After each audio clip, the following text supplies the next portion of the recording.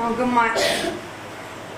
ലഹരി എന്ന മഹാവിപത്ത് നമുക്ക് കണ്ടെത്തി കഴിഞ്ഞാൽ, അല്ലെങ്കിൽ നമുക്ക് അറിവ് കിട്ടിക്കഴിഞ്ഞാൽ, അത് തൊട്ടടുത്ത നിമിഷം തന്നെ ബന്ധപ്പെട്ട നമ്പറുകൾ, അതിൻ്റെ ടോൾ ഫ്രീ നമ്പർ അടക്കം നമുക്ക് അതിൻ്റെ ഒരു ബോർഡ് നമുക്ക് അനസ്റ്റാദം ചെയ്യേണ്ടതുണ്ട്. ചെയ്യുന്നതിന് വേണ്ടി നമ്മുടെ ഇരിഞ്ഞാലക്കുട DYSP ശ്രീ KG സുരേഷ് സാറിനെ സ്നേഹപൂർവ്വം ക്ഷണിച്ചു. ഈ യോഗത്തിൻ്റെ അധ്യക്ഷ പുത്തഞ്ചിറ ഗ്രാമപഞ്ചായത്ത് പ്രസിഡന്റ്, ചടങ്ങ് ഔപചാരികമായി ഉദ്ഘാടനം ചെയ്ത PK ഡേവിസ് മാഷ്, വേദിയിലിരിക്കുന്ന വിശിഷ്ട വ്യക്തികൾ, പ്രിയപ്പെട്ട അമ്മമാരെ, വിദ്യാർത്ഥികൾ, ഇന്ന് നമ്മുടെ ലോകം അഭിമുഖീകരിക്കുന്ന ഏറ്റവും വലിയൊരു സാമൂഹ്യ വിപത്താണ് മയക്കുമരുന്നിൻ്റെ ഉപഭോഗവും അതുപോലെ തന്നെ വിതരണവും എന്ന് പറയും. ഇപ്പോൾ ഇത്തരത്തിലുള്ളൊരു മീറ്റിംഗ് ഇവിടെ വിളിച്ചു കൂട്ടാനുള്ള കാരണം ഉദ്ഘാടക പ്രാസംഗികൻ പറയുകയുണ്ടായി. കഴിഞ്ഞ ദിവസങ്ങളിൽ നിങ്ങളുടെ നാട്ടുകാരായ അല്ലെങ്കിൽ നിങ്ങളുടെ വീട്ടുകാരായ ചില കുട്ടികൾ മാളയിൽ വെച്ചുണ്ടായ ഒരു ഇഷ്യൂവുമായി ബന്ധപ്പെട്ട്, എക്സൈസുമായി ബന്ധപ്പെട്ട ഒരു ഇഷ്യൂവുമായി ബന്ധപ്പെട്ട് 2 പേരെ അറസ്റ്റ് ചെയ്യുകയും അതിനുശേഷം 2 പേര് ഇവിടുന്ന് കടന്നു കളഞ്ഞ് ഇപ്പോൾ ഒരു തമിഴ്നാട് പോലീസിൻ്റെ കസ്റ്റഡിയിലാണ്. അവർ തമിഴ്നാട് പോലീസിനെ ആക്രമിക്കാൻ ശ്രമിച്ചതിൽ അല്പനേരങ്ങൾക്ക് മുമ്പ് അവരെ അവിടെ അറസ്റ്റ് ചെയ്ത് വിവരം തമിഴ്നാട് പോലീസ് നമ്മളെ കമ്മ്യൂണിക്കേറ്റ് ചെയ്തു. അപ്പോൾ ഇതിൽ നിന്നും മനസ്സിലാക്കുന്നൊരു കാര്യം, ഇതിപ്പോൾ എവിടെ പോയാലും ഇവർ ചെയ്തുകൊണ്ടിരിക്കുന്നത് ഈ പ്രവൃത്തി തന്നെയാണ്. അപ്പോൾ നമ്മൾ ആദ്യം വിചാരിച്ചത് യാദൃശ്ചികമായിട്ട് ഉണ്ടായ ഒരു സംഭവമാണ് ഇതെന്നുള്ളത്. നമ്മുടെ പോലീസിനെ പോലും നല്ല തമിഴ്നാട് പോലീസെന്ന് ഞാൻ പറയാതെ തന്നെ നിങ്ങൾക്കറിയാം എന്തായിരിക്കും അവസ്ഥ എന്നുള്ള കാര്യത്തെ ഇവിടെ വരുമ്പോൾ നമുക്കറിയാം. അപ്പം അതുകൊണ്ടൊന്നും ഈ പ്രശ്നങ്ങൾ തീരുന്നില്ല. അല്പനേരത്തെ ഒരു ഉന്മാദാവസ്ഥയ്ക്ക് വേണ്ടി എന്തും മരുന്നും അടിക്കാൻ അല്ലെങ്കിൽ എന്തും കഴിക്കാൻ തയ്യാറെടുത്ത് നടക്കുന്ന ഒരു ന്യൂജൻ കാലഘട്ടത്തിലാണ് നാം ഇന്ന് ജീവിച്ചു.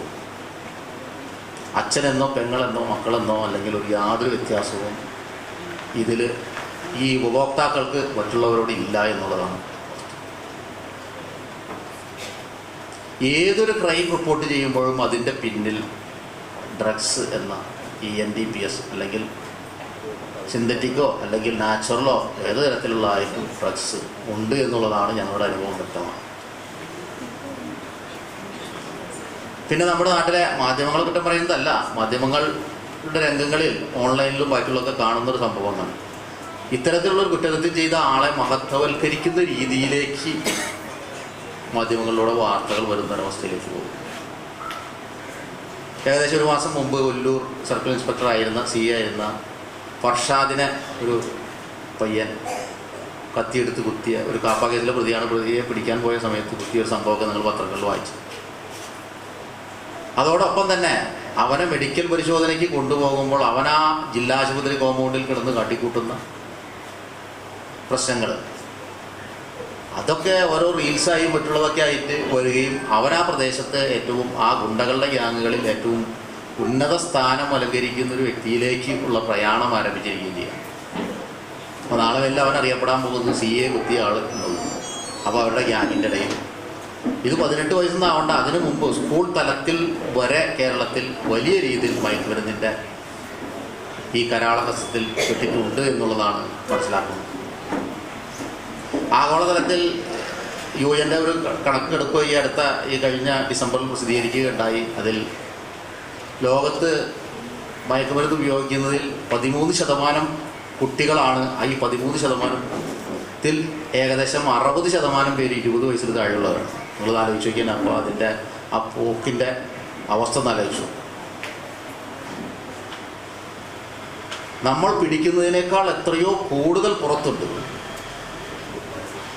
ഈ കഴിഞ്ഞ വർഷം നാർക്കോട്ടിക് കൺട്രോൾ ബ്യൂറോ NCB ഗുജറാത്തിൻ്റെ സൈഡിലുള്ള നമ്മുടെ അറബിക്കടലിനോട് ചേർന്ന് കടൽ വെച്ച് മയക്കുമരുന്ന് വേട്ട നടത്തുകയുണ്ടായി. ഇന്ത്യയിൽ വെച്ച് നടത്തിയ ഏറ്റവും വലിയ ഒരു മയക്കുമരുന്ന് വേട്ടയായിരുന്നു. എനിക്ക് തോന്നുന്നു 1.25 ലക്ഷം കോടി. നിങ്ങൾ ആലോചിച്ച് നോക്ക്, നമ്മുടെ ഒരു ബജറ്റിനേക്കാൾ, നമ്മുടെ സ്റ്റേറ്റ് ബജറ്റിനേക്കാൾ കൂടുതൽ എത്രയോ മടങ്ങുള്ള എമൗണ്ടിനുള്ള മയക്കുമരുന്നാണ് നമ്മുടെ നാട്ടിലേക്ക് വന്നുകൊണ്ടിരിക്കുന്നത്. ഇത് ഭൂരിഭാഗം ലോകത്തിൻ്റെ വിവിധ ഭാഗങ്ങളിലുള്ള തീവ്രവാദ പ്രസ്ഥാനങ്ങൾക്കും മറ്റും പ്രവർത്തിക്കുന്നതിനുള്ള ഫണ്ടിങ് നടത്തുന്നത് ഇതുകൊണ്ട് തന്നെയാണ്. അതുകൊണ്ട് തന്നെയാണ് നമ്മുടെ തെക്ക് കിഴക്കൻ ഏഷ്യയിലെ ലാവോസ്, തായ്ലൻഡ്, അതുപോലെ തന്നെ കംബോഡിയ പ്രദേശത്ത് തന്നെ ഒരു ഡ്രഗ്സിനെ സംബന്ധിച്ചിടത്തോളം ഒരു ഗോൾഡൻ ട്രയാങ്കിൾ എന്ന് പറയുന്നത്. ഏറ്റവും കൂടുതൽ ഒപ്പിയം ഉൽപ്പാദിപ്പിക്കുന്നതും അതുപോലെ തന്നെ വിപണനം നടത്തുന്നതും ഇത്തരം രാജ്യങ്ങളിൽ നിന്നുള്ള ഷിപ്മെൻറ്റുകളിലൂടെ വന്നുകൊണ്ടാണ്. ഒട്ടും വ്യത്യസ്തമല്ല. 25,000 കോടി രൂപയുടെ മയക്കുമരുന്നാണ് നമ്മുടെ കൊച്ചിയിൽ കോസ്റ്റ് ഗാർഡ് ഈ അടുത്ത കാലത്ത് പിടികൂടി. 10-20 വർഷങ്ങൾക്ക് മുമ്പ് ഞാനൊക്കെ SI കയറിയ കാലഘട്ടങ്ങളിൽ അപ്പോൾ 100 ഗ്രാം കഞ്ചാവ് പിടിക്കുക എന്ന് വെച്ചാൽ നമ്മൾ ആ മാസത്തെ ക്രൈം കോൺഫറൻസിലെ ഏറ്റവും വലിയ സൂപ്പർ താരമാണ്. നമ്മൾ 100 ഗ്രാം പിടിച്ചു എന്ന് പറഞ്ഞ് നമ്മളെ എണിപ്പിച്ച് നിർത്തി നമ്മുടെ SP നമ്മളെ അനുമോദിക്കുന്ന രംഗങ്ങളാണ് കണ്ടത്. ഇപ്പോൾ 150 കിലോ കഞ്ചാവ് പിടിച്ചാൽ പോലും ഒരു വാർത്തയല്ലാതെ മാറിയിരിക്കുന്നു. 20 വർഷത്തിനപ്പുറം ഒന്ന് ആലോചിച്ചു ഈ ഹൈവേയിലൂടെ ഒക്കെ പോകുമ്പോൾ 150 പിരുന്നു. അപ്പോൾ അതിൽ നിന്നെല്ലാം മാറി സിന്തറ്റിക് ഡ്രഗുകളുടെ വലിയ തോതിലുള്ള കുത്തൊഴുക്കാണ് നമ്മുടെ സമൂഹത്തിൽ വന്നുകൊണ്ടിരിക്കുന്നത്. MDMA എന്ന പേരിലറിയപ്പെടുന്ന സിന്തറ്റിക് ഡ്രഗ് വ്യാപകമായ രീതിയിൽ സ്കൂൾ വിദ്യാർത്ഥികളിലും അതുപോലെ തന്നെ കോളേജ് വിദ്യാർത്ഥികളിലൊക്കെ ഉപയോഗിക്കുന്ന ഒരവസ്ഥയിലേക്ക് മാറിക്കൊണ്ടിരിക്കുന്നു. ട്രാൻസ്പോർട്ട് ചെയ്യാൻ കൊണ്ടുപോകാൻ വളരെ പോർട്ടബിളാണ്. ഒരു പോക്കറ്റിലോ ഒരു പേഴ്സിൻ്റെ ഉള്ളിലൊക്കെ വെച്ചുകൊണ്ട് പോകാവുന്ന രീതിയിലുള്ള ഖരരൂപത്തിലുള്ള ഒരു മയക്കുമരുന്നിനമാണ്. അപ്പോൾ അതിനൊക്കെ അടിമപ്പെട്ട് പോയി കഴിഞ്ഞാൽ ഒരിക്കൽ പോലും കരകയറാൻ പറ്റാത്ത വിധത്തിലുള്ള വലിയൊരു കയത്തിലേക്കാണ് നമ്മൾ മുങ്ങിത്താഴ്ന്നുകൊണ്ടിരിക്കുന്നത്. ഇതിനൊക്കെ ഏറ്റവും പരിഹാര്യമായ ഒരു മാർഗം എന്ന് പറയുന്നത് 1 ബോധവൽക്കരണം, 2 യഥാസമയം അവരെ റിഹാബിലിറ്റേഷൻ ചെയ്യാനുള്ള ചികിത്സാ സൗകര്യങ്ങളോട് കൂടിയുള്ള ആശുപത്രിയിലോ മറ്റോ പ്രവേശിപ്പിക്കേണ്ട ഒരവസ്ഥയും. ഇനി ഒരു 10 വർഷം കൂടി ഈ നില തുടർന്നുകൊണ്ട് പോവുകയാണെങ്കിൽ കേരളത്തിൽ ഏറ്റവും കൂടുതൽ ഇതുപോലുള്ള ആളുകളെ ചികിത്സിക്കുന്നതിന് വേണ്ടി പ്രത്യേക ആശുപത്രി, ഇപ്പോൾ നമുക്കറിയാം, ഇപ്പോൾ സൂപ്പർ സ്പെഷ്യാലിറ്റി ആശുപത്രി ഹൃദയത്തിൻ്റെ കാര്യങ്ങൾ മാത്രം നോക്കുന്നത്, കിഡ്നിയുടെ കാര്യങ്ങൾ മാത്രം നോക്കുന്നത്, അത്തരത്തിലുള്ള ആശുപത്രികളാണ് നമ്മുടെ നാട്ടിൽ പലപ്പോഴും ആരംഭിച്ചുകൊണ്ടിരിക്കുന്നത്. ഇനി മയക്കുമരുന്നിന് അടിമയായ ആളുകളെ മാത്രം നോക്കുന്നതിന് വേണ്ടി ജില്ലാതലത്തിലും ബ്ലോക്ക് തലത്തിലും നാടിൻ്റെ നാനാ തുറകളിലും ആരംഭിക്കേണ്ട ഒരു അവസ്ഥയിലേക്ക് നമ്മുടെ സമൂഹം വന്നുകൊണ്ടിരിക്കുക. ഒരു പരിധി വരെയാണ് പോലീസായാലും എക്സൈസ് ആയാലും ഇതിന് കൊണ്ടുവന്ന് ഇതിലൊക്കെ നിയമത്തിൻ്റെ ദൃഷ്ടിയിലേക്ക് കൊണ്ടുവരാൻ സാധിക്കും. ഇതൊക്കെ അറിയുന്നത് സമൂഹത്തിൻ്റെ താഴെ തട്ടിൽ നിൽക്കുന്ന നിങ്ങൾക്കറിയുന്നത് പോലെ ഞങ്ങൾക്ക് ഒരിക്കലും ഇൻഫർമേഷൻ കിട്ടില്ല. ഇപ്പോൾ തന്നെ ബിനു പറഞ്ഞതുപോലെ തന്നെ ഞങ്ങൾ സംസാരിച്ചിരുന്ന ഈ വിഷയവുമായി ബന്ധപ്പെട്ട് അപ്പോൾ ഒരു ഇൻഫർമേഷൻ കൊടുക്കാൻ പോലും ആളുകൾക്ക് ഭയമായിരിക്കുന്നൊരവസ്ഥയാണ് ഇരിക്കുന്നത്. ഇപ്പോൾ ടോൾ ഫ്രീ നമ്പറുണ്ട്, നിങ്ങൾക്ക് 112 വിളിച്ച് പറയാം. പഴയ നമ്പർ പോലെ തന്നെ 112 അലർട്ട് കോളാണ്. അവിടെ ഇത്തരത്തിലുള്ള സംഭവങ്ങൾ ഉണ്ടാകുന്നുണ്ടെങ്കിൽ എമർജൻസി ആയിട്ട് പറയാം. പിന്നെ ഞങ്ങളുടെ നമ്പറുകളുണ്ട്, എല്ലായിടത്തും പ്രസിദ്ധമായ നമ്പറുണ്ട്. ഒന്നും വേണ്ട, നിങ്ങൾക്കൊരു പോസ്റ്റ് കാർഡ് എഴുതിയിട്ട് നിങ്ങളുടെ പേരും അഡ്രസ്സും എഴുതേണ്ട കാര്യമില്ല. അതിലൊന്ന് കാര്യങ്ങൾ കുറിച്ച് DYSP ഇരിങ്ങാലക്കുട എന്ന് മാത്രം വെച്ചാൽ മതി, വേറെ ഒന്നല്ല ഇൻഫർമേഷൻ നിങ്ങൾക്ക് പങ്കുവരും. ഒരാൾ പോലും നിങ്ങളോട് ചോദിക്കാനോ നിങ്ങൾ ആരാണ് ഇൻഫർമേഷൻ കൊടുത്തതെന്ന കാര്യത്തെക്കുറിച്ച് ഒരാളോടും പറയാൻ പോകുന്നില്ല. ഞങ്ങൾക്ക് കോൺടാക്ട് ചെയ്യേണ്ട കാര്യമില്ല. നിങ്ങളോട് കോൺടാക്ട് ചെയ്ത് ഇന്ന ആളാണെന്ന് പറയേണ്ട കാര്യമോ ഇന്ന കാര്യങ്ങളൊന്നും പറയണ്ട. ഇന്ന സ്ഥലത്ത് ഇന്ന ആൾ ഇന്ന രീതിയിലുള്ള കാര്യങ്ങൾ നടത്തുന്നുണ്ട് എന്നുള്ളത്. ഇനി ഫോൺ വിളിച്ച് പറഞ്ഞാലല്ലേ നിങ്ങളുടെ നമ്പർ പുറത്ത് പോകുന്നു എന്നുള്ള ഭയമുള്ളൂ. അപ്പോൾ അതുകൊണ്ട് നിങ്ങൾ 112 വിളിച്ച് പറഞ്ഞോളൂ, അല്ലെങ്കിൽ ഒരു പോസ്റ്റ് കാർഡ് എന്തെങ്കിലും ഒരു പോസ്റ്റ് കാർഡിൽ എഴുതി അയക്കാവുന്ന സംവിധാനം ചെയ്യും. ഇനി അങ്ങനെ പറഞ്ഞാൽ തന്നെ രഹസ്യമായി തന്നെ സൂക്ഷിക്കുന്ന സംവിധാനമാണ് പോലീസിനോട്. യോദ്ധാവ് എന്ന് പറഞ്ഞൊരു ആപ്പുണ്ട് പോലീസിന് വേണ്ടിയിട്ടുള്ളത്. പിന്നെ അതുപോലെ തന്നെ നിരവധി സംവിധാനങ്ങളുണ്ട് നമുക്ക് ഇതുമായി ബന്ധപ്പെട്ട് ഇൻഫർമേഷൻ അറിയിക്കുന്നതിന് വേണ്ടി.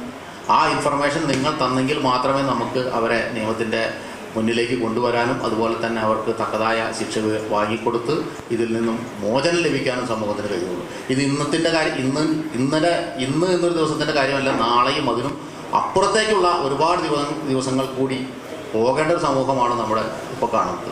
അപ്പോൾ ഈ സമൂഹം മുഴുവൻ ഒറ്റക്കെട്ടായി നിന്ന് പടപൊരുതിയാൽ മാത്രമേ ഈ കാര്യത്തിൽ എന്തു തന്നെ ആയാലും ഈ യുവജന സംഘടനകൾ ഇവിടെ സ്റ്റാർട്ട് ചെയ്തിരിക്കുന്നത് വലിയൊരു ഉദ്യമം തന്നെയാണ്.